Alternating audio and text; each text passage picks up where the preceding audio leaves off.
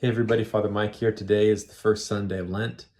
Today's second reading from St. Paul gives us, I think, some helpful advice as we start to look at the call to transformation and growth during these days of Lent.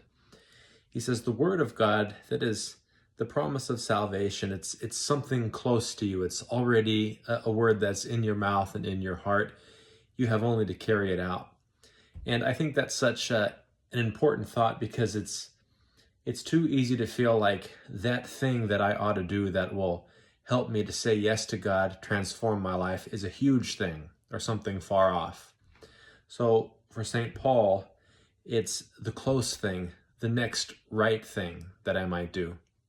You know, there are two kinds of people who generally come into my office in a time of crisis or looking to revitalize or renew their spiritual life. And the first type of person is the one who comes in and they genuinely don't know what to do. And there aren't too many of those. The second type, it's most of us, they come in and they have a pretty good idea about what they might do. What they don't know is whether or not they want to, whether it would be worth it, that it would pay off in the end, matter to God. And that's really where I would situate St. Paul's challenge.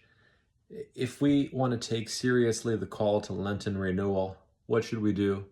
The next right thing, however small that might be. St. Paul says the word is something near. It's already in your mouth, in your heart. You only have to carry it out. As we look at our obligations as the possible things in front of us, if we live as people who ask ourselves, what's the next right thing I could do here? And do that. And we would be well on the path to a renewed spiritual life this Lent.